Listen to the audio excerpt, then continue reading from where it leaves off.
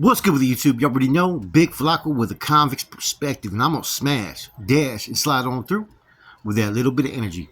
Please hit the like, subscribe, comment, do all those things to help support this channel, and hit that bell notification for future fire content.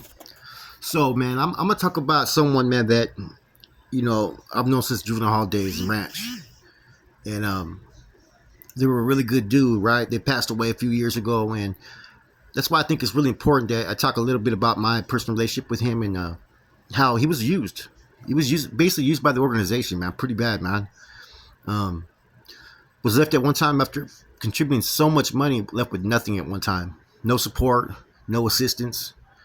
And, it was sad, man, because when I heard the things when I was locked up that he had pretty much been casted to the side by the O, right?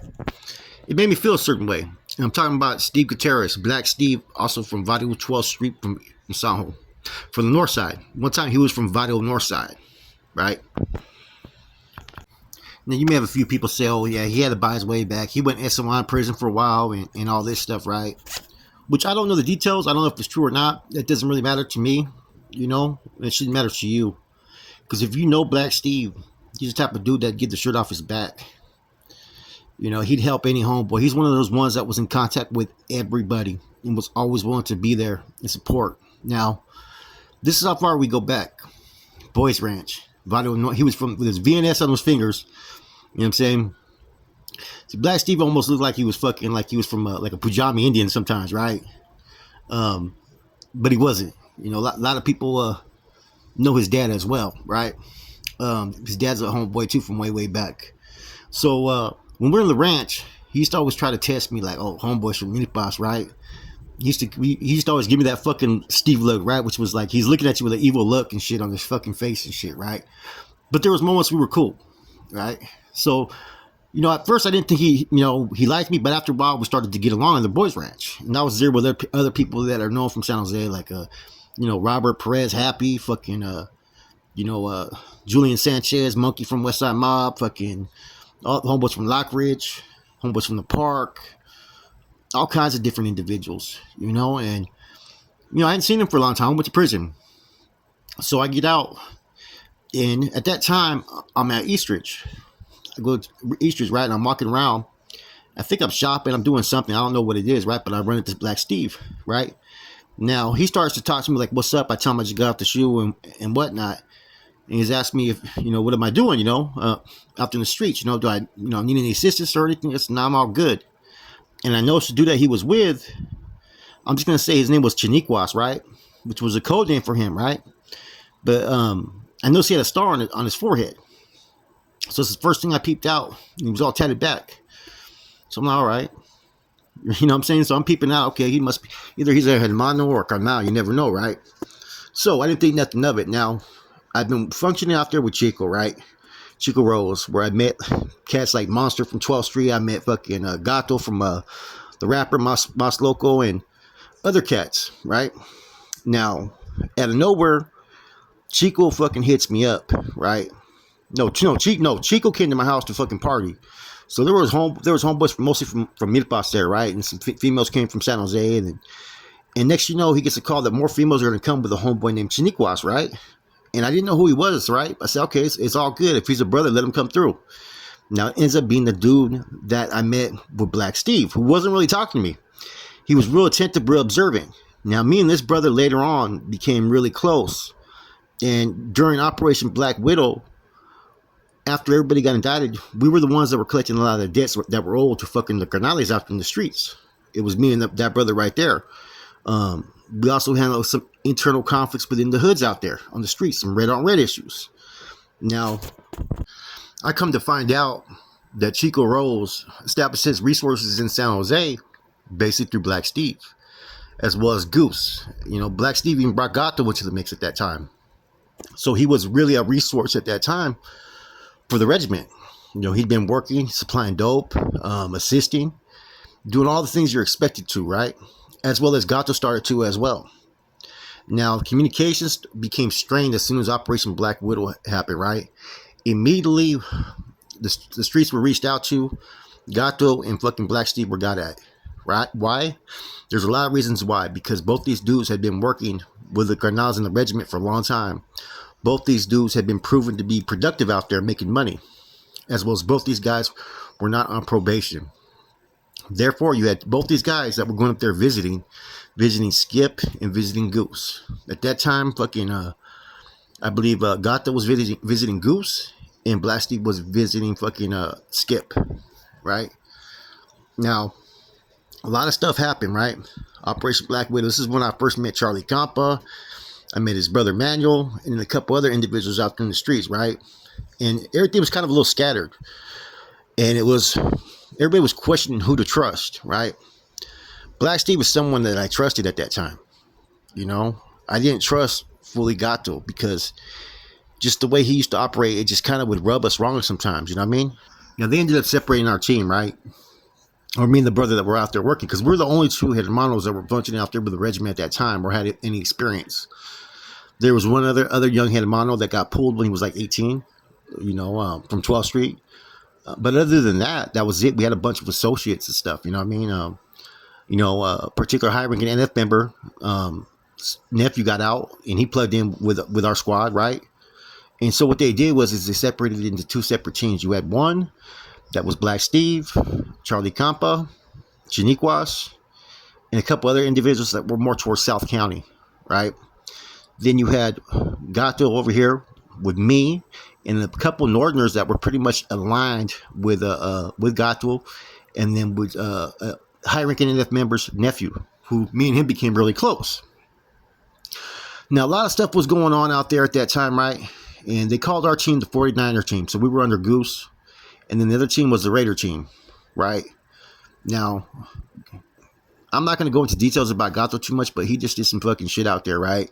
Went MIA, pretty much abandoned the regiment, went to Texas, because he found out that Goose and Chico Rolls had been flipping. So he just basically abandoned us. And he was doing some other stuff with the money, man, that me and the other homeboy were like, we weren't feeling. So Black Steve, went up there and conveyed a message from, Charlie, myself, and whatnot about what was going on at that time.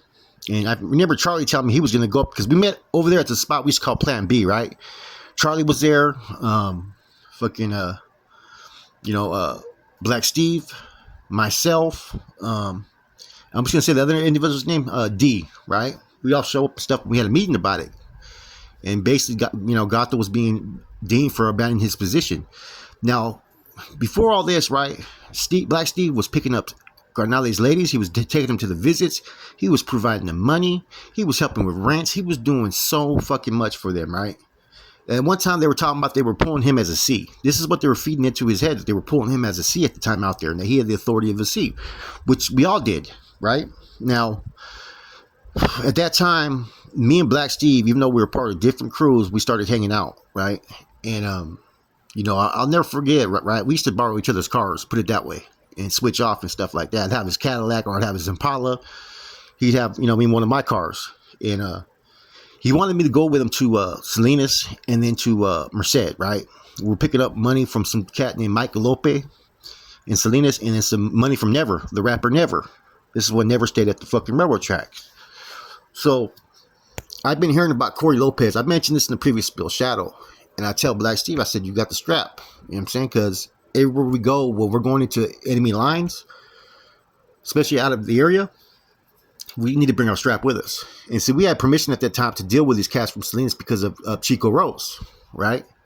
Because all of us had been working together. Chico, Goose, and everybody out there, right?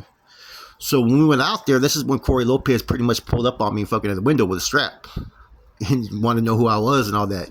Fortunately, he ended up fucking not tripping off me, and fucking next thing you know, I'm asking Black Steve, where's the banger at? Like, give me the banger. Like, fuck it, let's get this dude.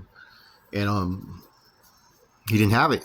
And I was literally almost shot. I was caught slipping from the get-go because of where he parked.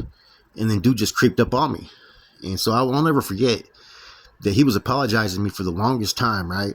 Fucking, you know what I'm saying? Like, man, bro, I'm sorry, I love you, and woo, woo, woo, all this stuff, right? As we're going through the Pacheco Pass to Merced. And, I was grateful that he at least felt a little bit of responsibility, because I could have got whacked that night. So we went, met Never. And so we used to have all kinds of fucking, you know, my first wife's birthday party, we threw a birthday party for all the homeboys came from BML. Homeboys like Gato came from Los Locals, fucking Black Steve from, 12th Street, fucking homeboys from every single hood were there, man. There was nothing but a bunch of homeboys, man, that when the police drove by, you started seeing homeboys hiding that had warrants and shit, right? And that my in-laws at the time, who didn't speak no English, they picked up on it. Like, they started making jokes about it in Spanish, So, Black Steve, like I said, man, this dude was a solid individual. Um, he was the one that went and located Sir Dino and asked Sir Dino about this if you want David Rocha. And went over there and had him and also in the bathroom talking about everybody needs a strip to make sure nobody has wires. Brass had requested him to do this. That this is the same person that Brass had gave him the directives to tell for him to look for Woody. You know what I mean? That our squad was supposed to go out there and locate him. You know what I'm saying? But that wasn't our priority. That was like lower on the list. See, there was a whole lot of names we were supposed to get in contact with because we were directly in contact with them. Because we had homeboys that knew the functions that were not on parole and probation that could go up there and visit. So they would go up there, take a pencil and paper, and they would write all the directives out. Codes, everything would be established. And so when Operation Black Widow happened, a lot of trust was being thrown upon us, not because we were more qualified, not because we had experience, not because of no status. I mean, there was areas where there was carnales out there in the streets, but we had what they needed to get done. We had to get a hold of these carnales to put them in contact. So we were the ones that were running all the missions out there, getting everybody in contact. You know what I'm saying? Certain C's, certain people that owed money, all that. And who was doing it? Black Steve was, man. Black Steve took care of a lot of business, contributed a lot of money, man. And he was still helping homeboys. Like Jack Ochoa. When that incident happened with him, and I met up with him at Stuffed Pizza, he said that they wanted him to get pressed up on. And so Black Steve, knew that I would do it just based upon his request. And I did that. The other issues with other hoods out there, like, Black Steve was out there and he never tried to, he was a lot more involved than what people know during that time period. Because he'd never been to prison, some people were second guessing whether he was who he was. Was he really plugged in with the big homies? He was definitely plugged in with the big homies. He'd been contributing money for a long time. He had been in contact with Skip and all the other carnals, working alongside them. What ended up happening with him is that he ended up catching a case. Goes to the county jail. He was the main money provider in his family. Nobody took care of his family. Nobody was putting money in his books. How do I know this? Someone that's like a family member ended up selling up with him when they were in the county jail together. And told me, I ended up finding out later that he wasn't doing too good even when he got out. They didn't try to plug him back with his resources. They didn't give him a welcome home party like, hey, bro, let's get you back on track. They didn't do none of that. The new regiment that had been out there didn't even give a fuck. They didn't care. Now, see, but Black Steve wasn't no punk, man. He's ready to get off with whoever. But the one thing about Black Steve is everybody knew him, everybody liked him, and he had hustle. He could get that money, right? And he was funny as fuck, man. If you ever watched a couple of the lowdown videos, he's in there. He's in the videos. He's posted up, man. Like he was connected to them. He was connected to Toxtedo. Toxtedo and all them were supposed to function pretty much under Big Things, which was Gato's label at that time. And we were supposed to have that event, Gathering of the People, which was on Cinco de Mayo of 2001. But with all the heat and the indictments that happened, they had to cancel that. So there was a lot of stuff going on out there in the streets, man. And like I said, after he gets out, he doesn't get acknowledged. He doesn't get no type of respect, nothing. Everybody says when you start to contribute, you start to do things for the mob, the organization, and help out, that you're going to have those special petty permissions, I guess you call it, right? A little bit of privileges and incentives. A lot of times dudes don't deserve that, right? He's the one that deserved it.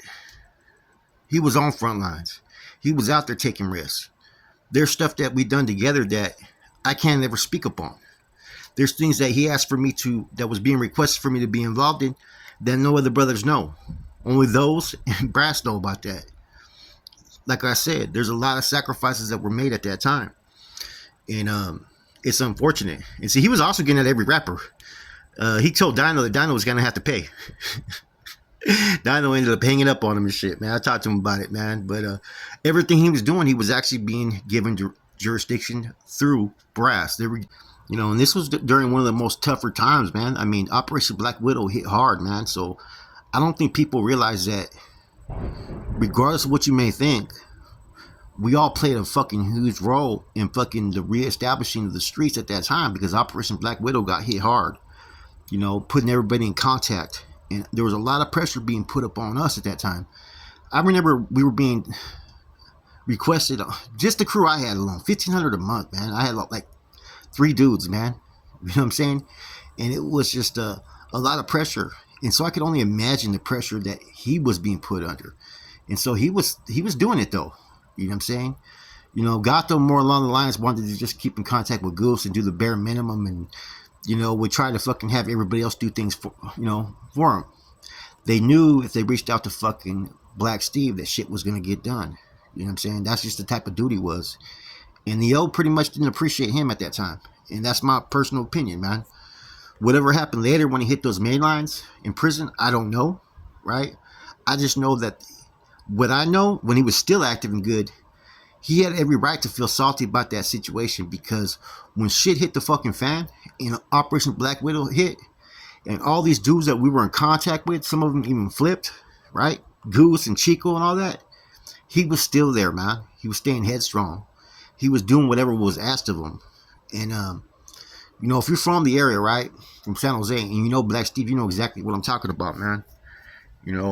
I remember fucking, I let one of the brothers borrow my car, right? And he was parking it to go take off with the homeboy. And the homeboy fucking, it was a tight spot, man. He was just learning how to drive, right? Homeboy did a lot of time. And he fucking crashed my car, kind of fucked it up, right? And this is a brand new car, too, as a matter of fact. And then fucking Black Steve came and took the fucking rap for it. Even though I found out later it wasn't even him. See, and paid for it. That's the type of dude he was, man. You know what I'm saying? So much respect. His son was the one that was that, I think it was 10 years old, or 13-year-old kid that was killed in San Jose not that long ago. That case where I think the mother was involved. That was his son. My condolences to the family. My respects to the family. You know what I'm saying? When you guys lost Steve, you lost a good man. That was a friend of mine, and I wish I would have been able to talk to him before he passed away, man, because a lot of people I was able to reach out to and talk to later on the lines, some active, some not active, and just talk about our past and talk about, what we went through. And he's one of those dudes that was there, man. And in San Jose, he needs to be recognized that he was putting forth an effort out there, that during tough times, he didn't run to fucking Texas. He didn't abandon his post. And he was pretty much utilized out there in the streets. Now, one thing is to utilize your gente, but they have something coming. He was utilized and didn't have anything coming. He didn't use status. He didn't just push that line. He just wanted to be acknowledged, and he thought what he was doing was for the cause, was for the people. I think later on down the lines, he kind of figured out all the stuff that he believed in and sacrifices he made that most people don't even give a fuck about. With that said, man, I hope you guys enjoyed this. It's some real shit, man. I'm gone.